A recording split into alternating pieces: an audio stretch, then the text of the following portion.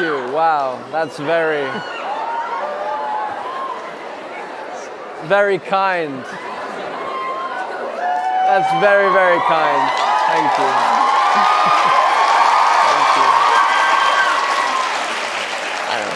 Thank you. They must think I'm someone else. No.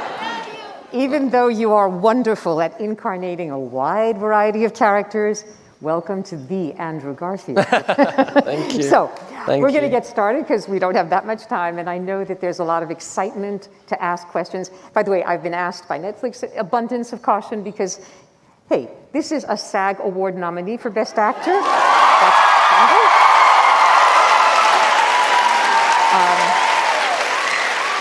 And might I add also, there's a little ceremony in late March called the Oscars, and he's a nominee for Best Actor.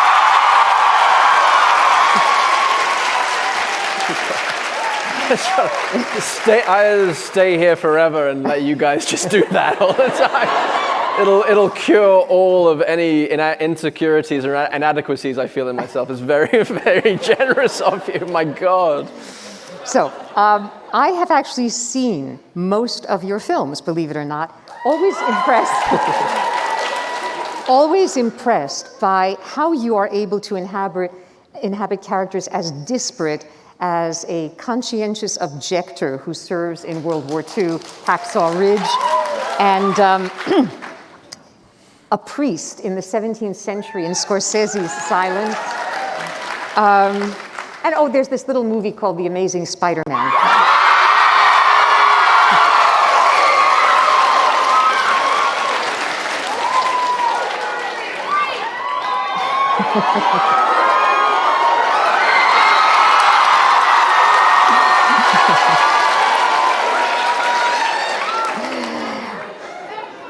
Before watching... Someone was like, Social Network!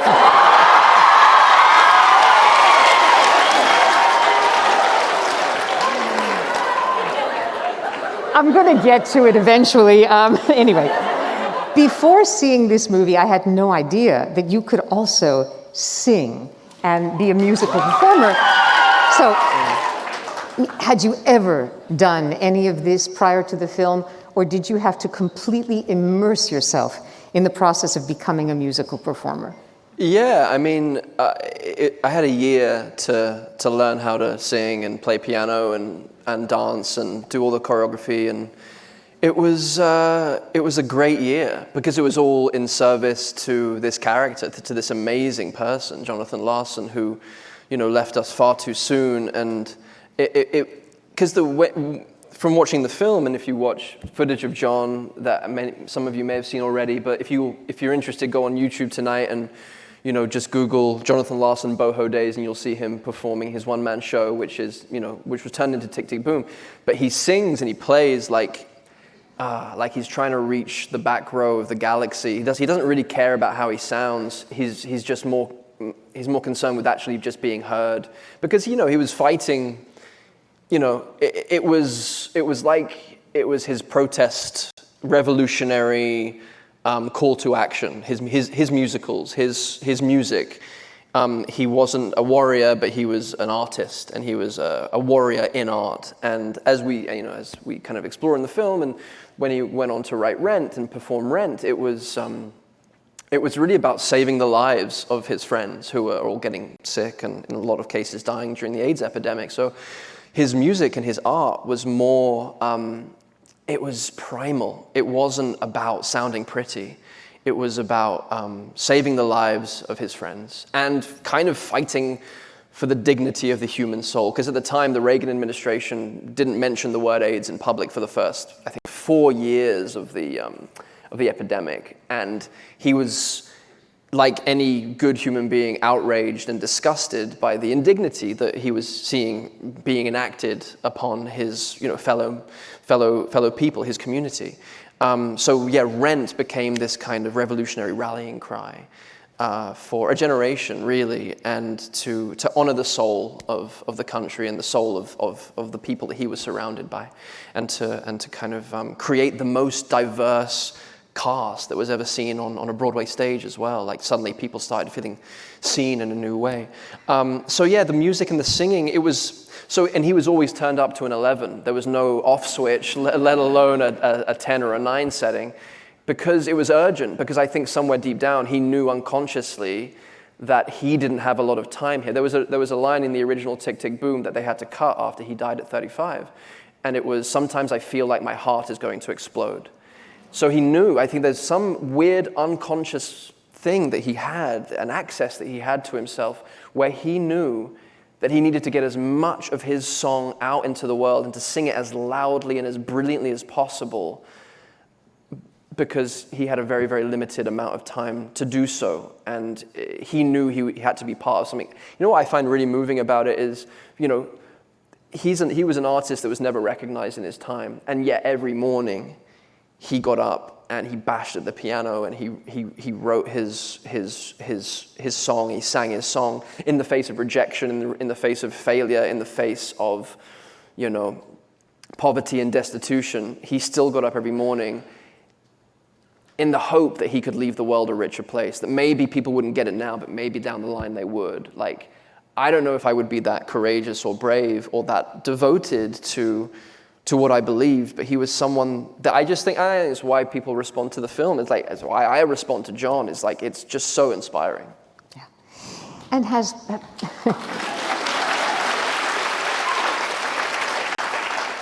playing Jonathan Larson made you more aware of the ticking clock of our own lives, of you know, the sort of the vulnerability that increasingly we feel about mortality?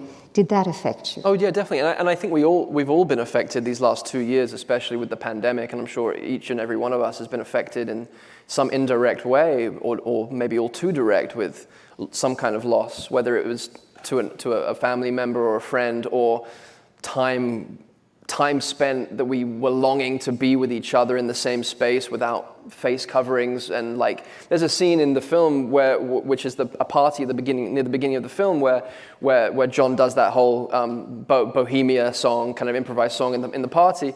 And we shot that during COVID. And at the end of the night of shooting, because we all had like our PPE on and we were being very safe, but at the end of the night we had like 45 minutes left of the day. And Lin comes in and he says, okay, we have 45 minutes, have a party, we will film it, kiss, grind on each other, like love on each other, breathe each other's air, like this is contraband, we're not allowed to do this, but for 45 minutes, because we're rolling, we are legally allowed.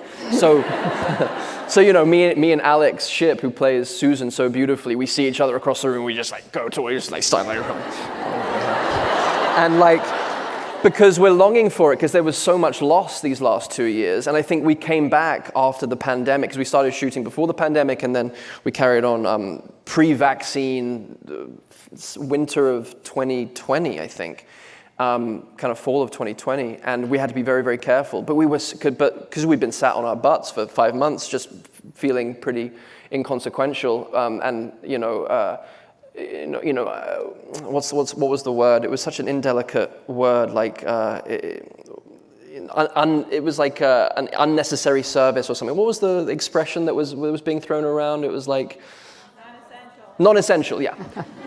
Thank you. Tired and jet lagged.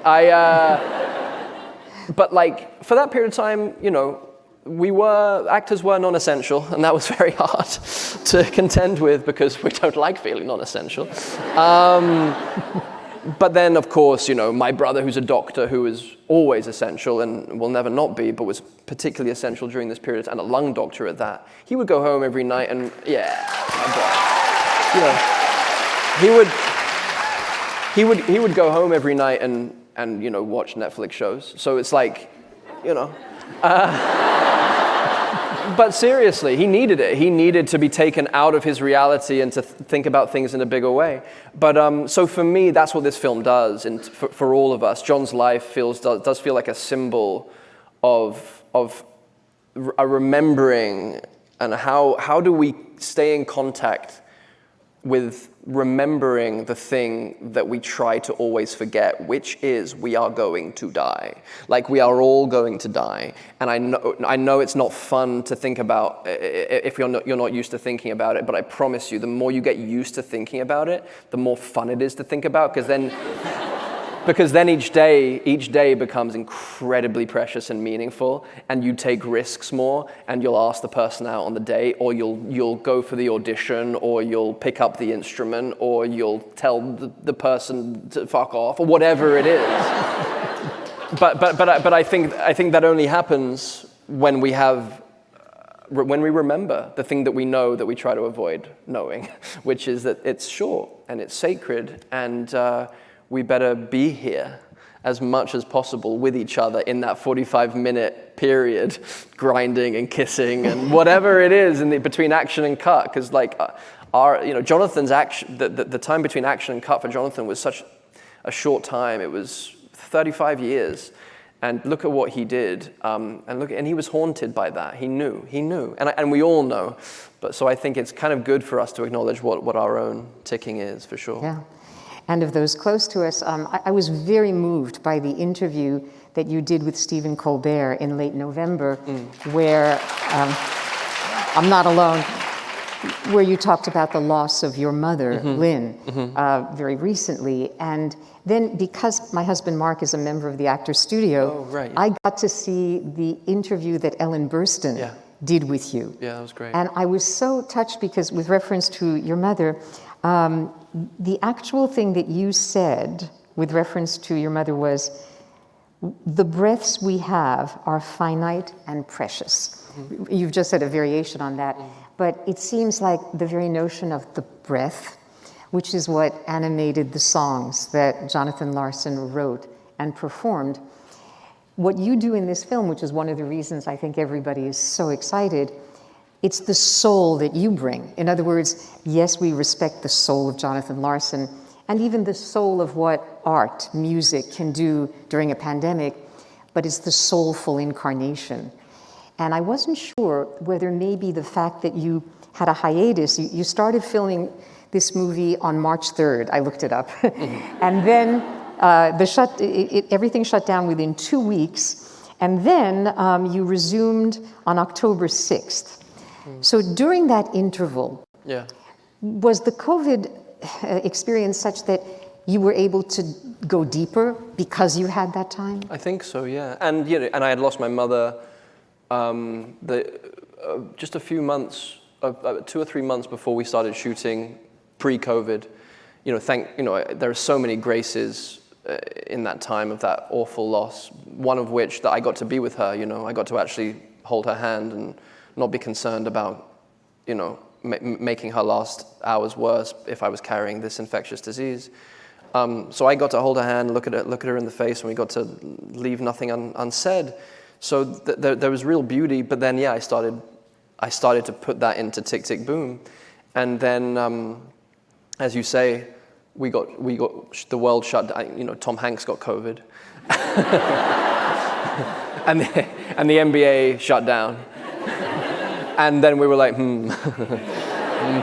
maybe we are not immune. And then, but then strangely enough, I was in the West Village. I was staying downtown. I was solo, and I thought I was just going to be there to shoot and then leave. But then when we got shut down, I was like, a couple of weeks, we'll be back at it. And then here we are, and then 2 weeks turned into a month, and we all know what the story is there. So I had 4 months, 3-4 months in New York on my own in a strange apartment that I didn't, and it was just me. It was just, I'm sure a lot of us had that experience, but it was just me and my grief. Like, it was me and the loss. It was me and the absence. And I'm so grateful for that time, because it meant, as you say, that I got to go deeper. I got to travel deeper into that universal experience that hopefully we all get to have. Because much worse that she loses me rather than me lose her. And I know that that's an experience that is less common, but it happens. I've had friends who have been through that. where they've lost kids before, that they had a chance to be lost themselves, and that is just an unfathomable thing to comprehend. But when you realize that actually this is what's been happening since the dawn of time, that sons and daughters have been losing their mothers, you just suddenly feel slightly less alone, and you feel hands reaching out and touching your shoulder. And that's what I started to understand and feel actually in that solitude of grief, that suddenly there was this whole very visible worldwide mourning that was going on, so much loss that was going on.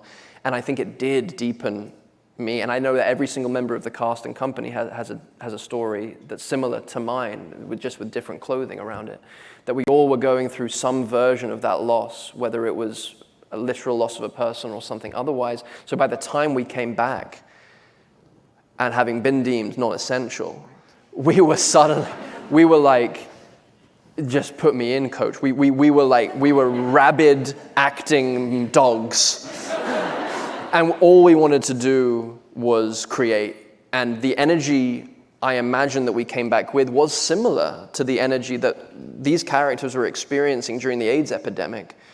And so there was a life imitating art imitating life kind of thing. And there were so many happy accidents that happened to our production because we were delayed. Like, for instance, we got to shoot in the New York Theatre Workshop, right, where the first production of Rent was done off Broadway that Jonathan never got to see. But previously, before the pandemic, we wouldn't have got to perform Tick, Tick, Boom in that very sacred space because there was a show that was going on there.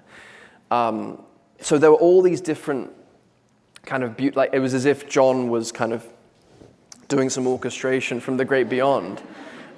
These beautiful kind of surreal, magical things that were allowed to happen because of this pandemic. And we were the only live theater in town during the pandemic. In the whole of New York City, like, that wasn't lost on us either. That was deeply humbling because all of our community was being deemed non-essential and having to do their part and sit on their couches and wait. So we felt a heightened responsibility to perform and give ourselves, not only on behalf of John, but on behalf of the whole of the theater community that were just longing, like we were, to get back to work and give our gifts and give the medicine that is different to the medicine that my brother gives, but still is medicine nonetheless. Oh yeah. It's still medicine, stories that's, soul medicine, I know you know. The music, story, art is the right hand of medicine to me, and then the left hand is what my brother does, and I'm not bitter about my brother being a doctor. The favorite child. No wonder I'm an actor. I had to be an actor. I needed more attention because he was. But no, I really do think that there's that we need both. And we see what happens when there's no art in the culture. You look at the previous White House administration and the lack of. Right? It's a lack of soul. It's like. It's a lack of soul. When there's a lack of soul, there's a lack of art. Yes. Yeah. And wasn't it, I think, Chekhov who once said, art exists to prepare the soul for tenderness. Ooh. Not bad. Chekhov was good. Chekhov's very nice. Yeah. Speaking of recent losses, Stephen Sondheim died on November 26th. Yeah. And I was wondering, did you get to meet him? Did you interact with him in any way? Was he able to see the film? Mm-hmm. What was his reaction? And by the way, I think he's wonderfully played by Bradley Whitford, who nails the... Yeah. Yeah. So I will answer that in two ways. The first, so I met him once, and I just kind of nodded and then left him alone. But I met him through my mentor, one of my mentors, Mike Nichols, the great director, the great late. Yeah. And if some of the younger people don't know his work, just Google Mike Nichols and you'll drop into some cool shit. Start with Nichols and May, the first ever improv duo in the history. Like, comedy improv was invented by Nichols and May. And then Mike Nichols went on to direct The Graduate, and he went on to... And I'll say no more. So I met Stephen one night with Mike, and again, I was just incredibly nervous to look him in the eye because of who he is, and so there's a wonderful story about this, about Sondheim with our film, and some of you may not know it, but basically, Lin finished his his edit of the film, and sent it to Stephen for his approval. And Stephen wrote back, "You've treated me with dignity and royally, and for that I am thankful." And I have one or two notes.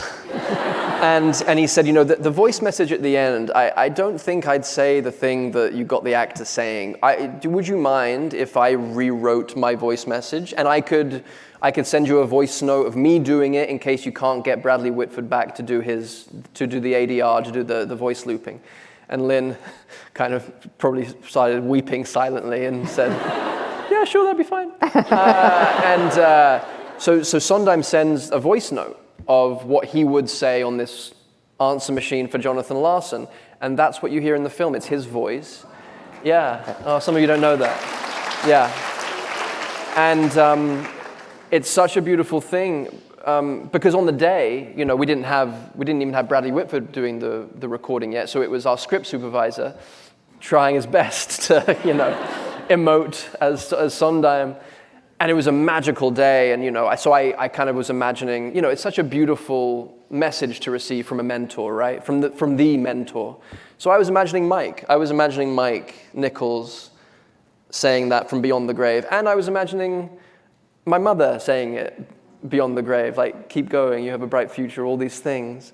And so there was a magic in the air anyway, but then you add Sondheim's actual voice in the final cut, and suddenly it's transcendent because it's Sondheim speaking to Jonathan Larson with me as the vessel, as a young artist who also needs that mentorship, like all young people do, like all young artists do, we all do.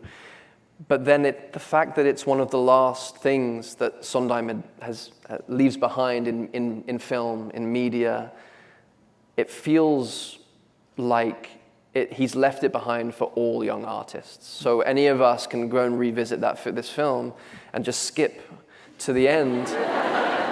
If we're ever in that John Larson state of mind of having doubts about whether we're going to make it in the thing that we want to do, and we can all play that voicemail and we can project ourselves into that scene, because it's not just for me and John, it's for everyone in this audience as well, that Sondheim has left this legacy of mentorship for us and encouraging us to keep holding that thread that pulls, that very unique thread, whatever it is for each individual. I just find it so moving that each individual in here, including us on stage and backstage, has a very unique gift to give to the world. And if we keep hold of the thread that ties us to our unique giftedness, then we have a whole community and we have a beautiful culture and a beautiful life together. That is deeply moving to me, and I think that's what this film speaks to. Absolutely.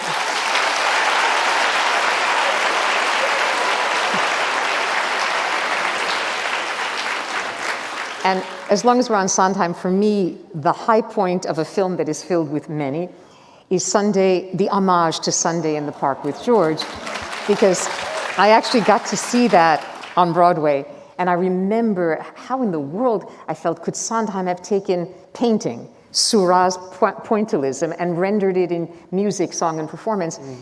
And that number in the Moondance Diner, where suddenly your character is interacting with the greatest of Broadway musical legends, Cheetah Rivera and Brian Stokes Mitchell and B.B. Newirth and Philly Shores, I can go on and on, Bernadette Peters. And you, and I was wondering what it felt like for you to be interacting, if briefly, with all of these legends. Yeah, well, Bernadette, I'll start with Bernadette, because, no, actually, I'll start with, well, so I'll start with my close-up in the diner, in the first verse of the song, where I have to sing the lyrics, "Sit the fools who should eat at home," with a kind of like a resentment towards these people.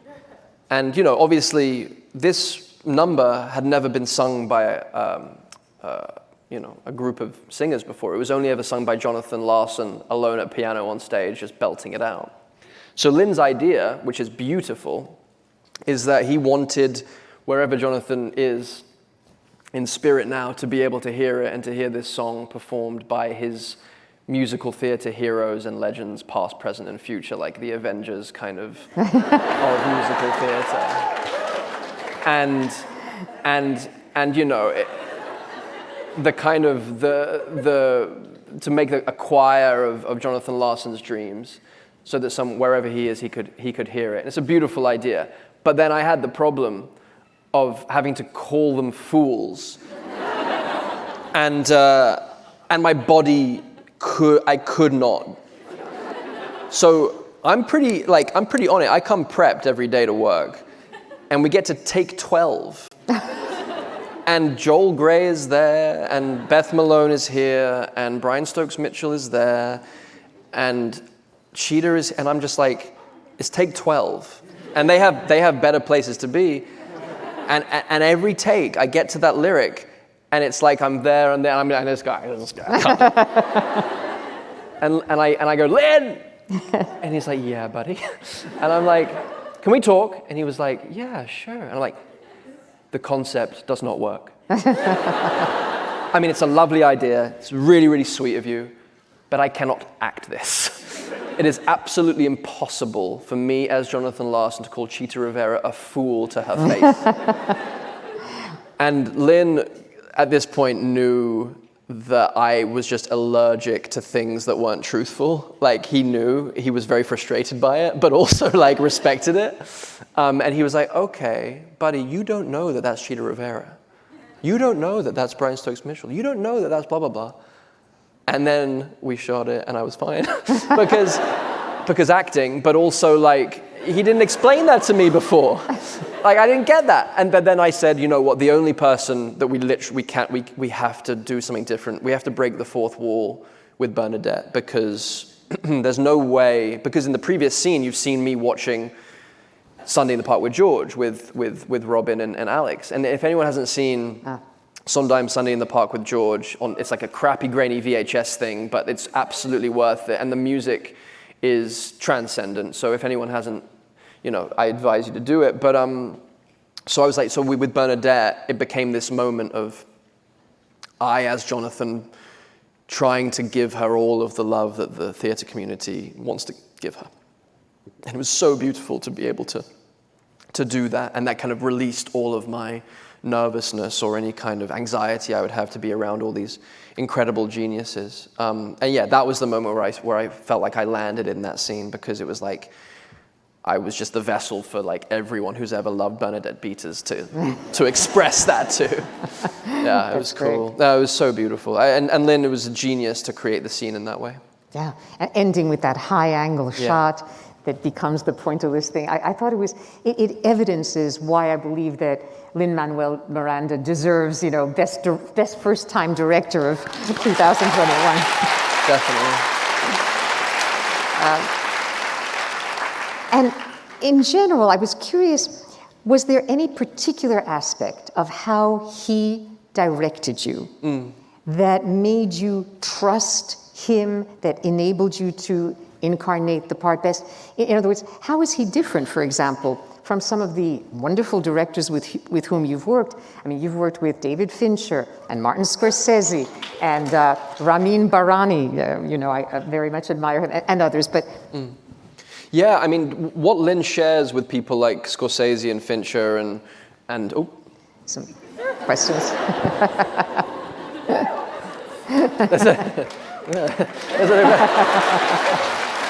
I thought we were going to get the hook or something. No. So what Lin shares with those kind of, you know, more experienced directors is a confidence. And as a first-time director, usually you have someone that's very nervous, terrified, and it manifests in a kind of controlling, didactic, trying to micromanage everything and doesn't let their collaborators flourish and play. But Lin is your 6-year-old best friend from your first school who who hasn't been traumatized, who knows how to play, who just wants to show you his Teenage Mutant Ninja Turtle backpack and lunch pail, and just wants to fuck around. And I think it's that spirit that he has still, which is infectious. And again, it's that thing of everyone in the room is encouraged to bring their giftedness and their talents. He doesn't want to suppress, he doesn't want to compete with anyone, he wants everyone to bring their full heart, body, soul to what they're doing. And he hires people, he hires a community of people that will make him look, it's hard to make him look better than he is, because he is a genius, he is like this elemental force of nature. But a part of that, someone like Alex Lacamoire, I don't know if you guys know who Alex Lacamoire is.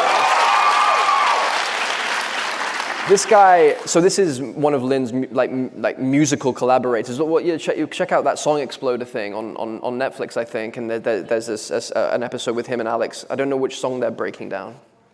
Wait for it. Yeah, thank you. Thank God you guys are here. But Alex is the other part of Lin's brain, and he's the arranger, and he was one of the people that taught me how to sing. So it's like, Lin's like, yeah, Alex is the guy. I don't know how to teach you how to sing. Like, if you sing well, I'll give you a thumbs up. If you sing okay, I'll give you an okay. If you sing bad, I'm not going to tell you you're bad because I love you. Even if you are bad.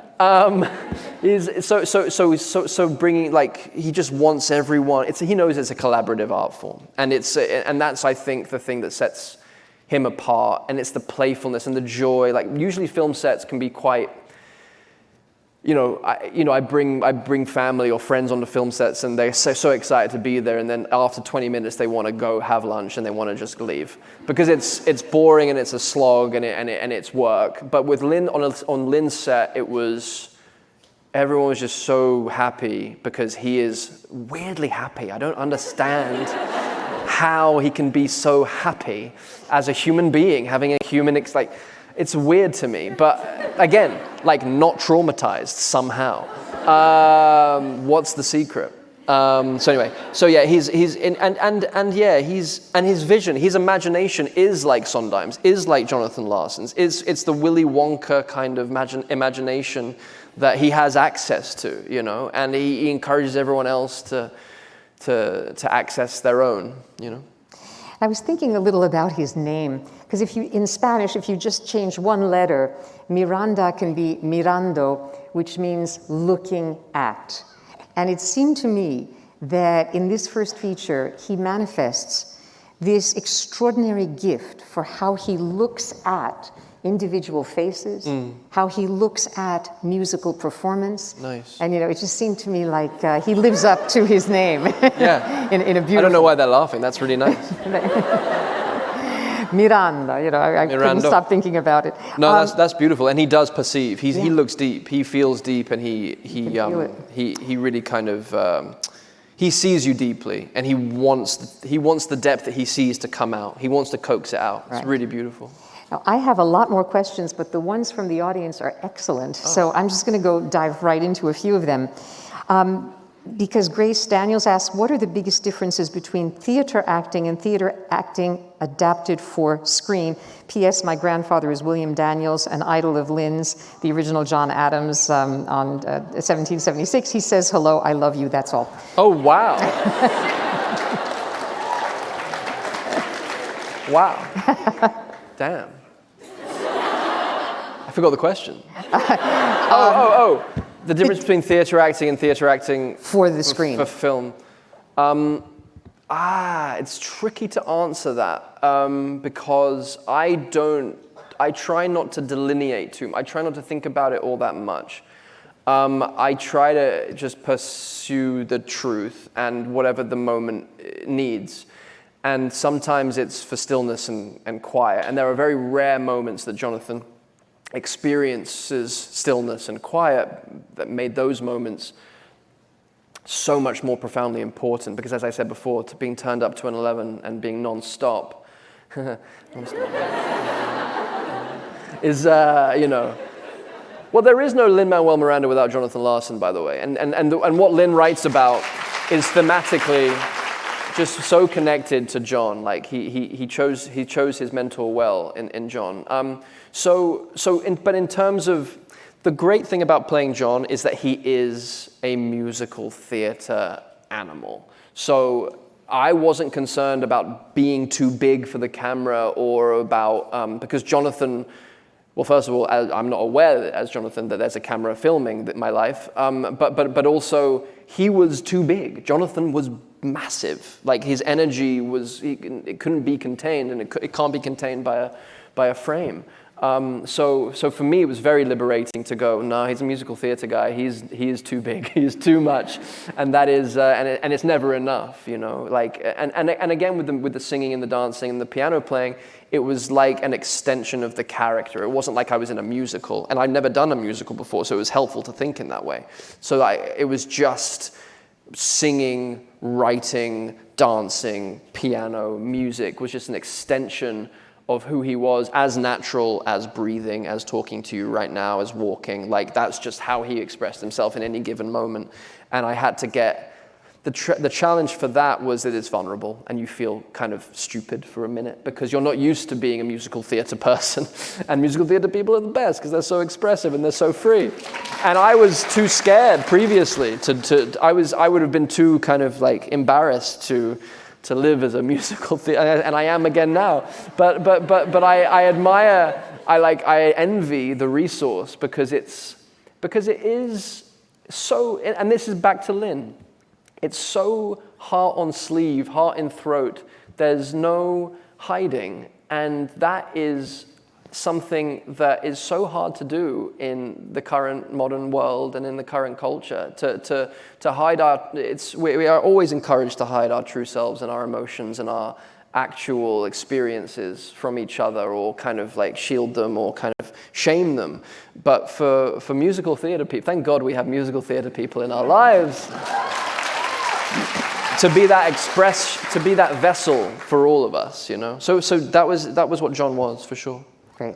And I also just want to remind everybody, because you mentioned Mike Nichols, who, by the way, once sat in that chair when we did an interview.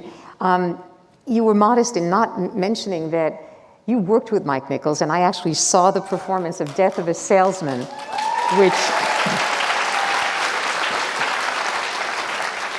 alongside Philip Seymour Hoffman, who also sat in that chair years ago. I'm going to go to Avery Woleb's question. He's Austin, Texas. When you wrap a project, do you find yourself surrendering to that character's mannerisms, vernacular that transferred over to you in your life? Or do you set up internal boundaries to keep yourself separate? It's a really good question. I need to get better at setting boundaries with everything.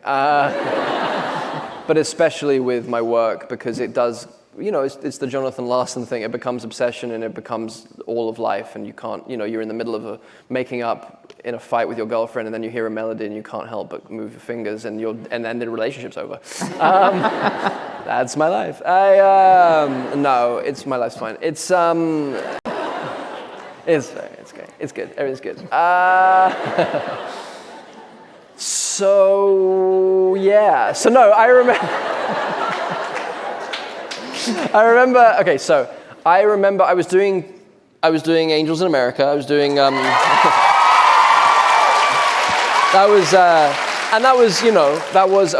was the fucking hardest, best thing I've ever done. I was so happy that I got to experience and play that part.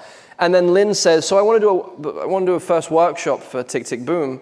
And I'm like, great, when? And he's like, the day after your last performance of Angels in America. And I'm like, fuck you, when? And he's like, no, you can do it. And I'm like, we're getting off on the wrong foot. And but I did show up. I was tired, but then I got filled up by these amazing musical theater performers that were there in the workshop. And Josh Henry was there for the first workshop, and I was just like, just sing me to sleep, baby, just sing me to sleep. So then Lin jokes that in that first workshop I was giving a kind of hybrid of Prior Walter from Angels in America mixed with Jonathan Larson. But they are related, like it's so beautiful, like that thing, that the speech the monologue at the end of Tick, Tick, Boom, when he's talking about Michael and the potential loss of Michael, and I think about the time of this and think about the time of that, and Jonathan's just losing it. It was like, I could have been talking about any number of people, and I could have been talking about the character Pryor Walter. That's when I started reading the script for Tick, Tick, Boom. That's what came. It was like it was an honoring of Pryor, and so there's a connection there. But anyway, and then I went and did another film where I played Jim Bakker in this film, The Eyes of Tammy Faye. And I was rehearsing for that and kind of creating the character, and then I did the second workshop, so then there was like a Jim Bakker, Jonathan Larson hybrid happening there. But then when there are some characters that you don't want to let go of, and you really, and then there are other characters you really do want to let go of. Jim Bakker being one, because he was just an empty, sad, sorrowful human being that just didn't know who he was, and just if he just spent a little bit more time in prison, maybe he would have figured it out. He was getting there, he was getting down there, but he didn't get all the way down. He was close. He almost had a come to Jesus moment, but he didn't. And now he's back selling, apocalypse kits. He is. He's selling gruel and like pancake mix in case the apocalypse comes. Like buckets of pancake mix. So terrifying and sad. But then there's someone like John who I was devastated. We finished the film, and I said to Lin, well, when are we doing season 2? And then, because you don't want it to end, because you feel so enriched and enhanced by the character. It's like living in a great novel for 3 months or whatever. And the same, the other time I really had that experience was playing the conscientious objector, the Desmond Doss character in Hacksaw Ridge, because he was so pure, And it was like you access the things in you that are good. And then, and with John, it was like, oh man, I want to be an artist like this. So then you take parts of it with you, and you mourn them, and then you do have to cut off and get back into life. It's challenging, and I think we all need practices. I think Humphrey Bogart used to go sailing after he had finished a film. But I don't sail. Apparently as soon as he sailed, this is a very old Hollywood story, isn't it? It's like, oh yeah, as soon as I started sailing again, I felt like I was Humphrey again. It's like, okay, not all of us can afford a fucking sailboat, Humphrey. I'll get like a kayak, I don't know. Now, this is going to have to be the last question, because amazingly, he is going to have to go to yet another event tonight, I've been told. Yeah, but this is the best. Of course it is.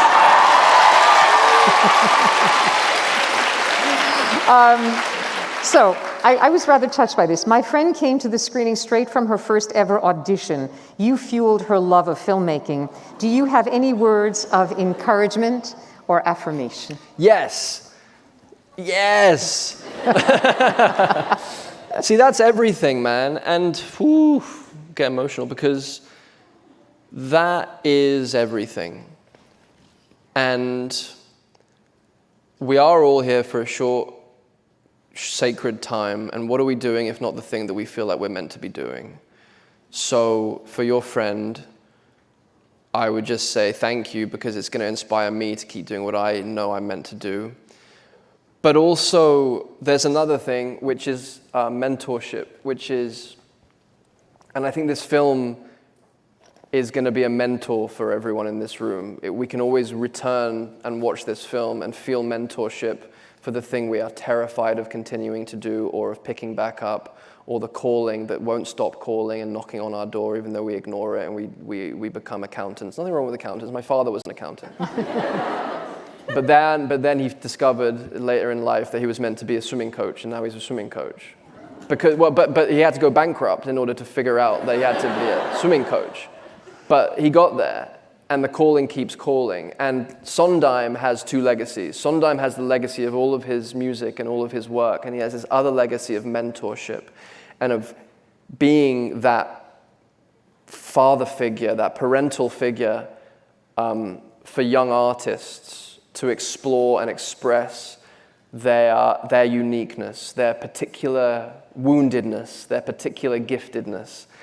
And Lin-Manuel is another person that is working on those two legacies, and I am also a person that wants to work on both of those legacies because I know how much I needed mentorship as a young high schooler who was totally lost, who got concussed 3 times playing rugby and then stopped, realized I wasn't going to be an athlete, wasn't academic, could apply myself but didn't really care, and then felt so fucking lost because the arts were not encouraged in my neck of the woods. It was, you were either a doctor or a lawyer, a business person, or a waste of time. That was the subliminal message I got, and it felt like it was in the Truman Show, and I felt like I felt like there has to be something else. And actually, if there's not something else, I don't know what I'm doing here. Like, I don't know what I'm doing in this world. And I felt that as a teenager. Like, I was an emo teenager. and then it was my mother who encouraged me towards the arts. She had the courage to send me into a life of poverty, potentially, just because she couldn't handle me being unhappy. And I explored painting, and I explored sculpture, and I explored music, and I loved it all, but it didn't light me up in the way. And the last thing I tried was theater, and it was through a teacher called Mr. Tong, Philip Tong, and he introduced me to Shakespeare and to Arthur Miller and to Tennessee Williams and their work. And suddenly I started to feel like I was at the end of the Truman Show, feeling the wall, and I found the open door, and I was like, there was a black hole. I was like, I've got to walk through. And it was only through being exposed and mentored by someone who could see me deeply did I get the opportunity to be sat here right now talking to you about something that I'm so proud of, that I hope it provides mentorship and reassurance and encouragement and terror and inspiration for you all to do what you're meant to do in your lives. So there we are. Well,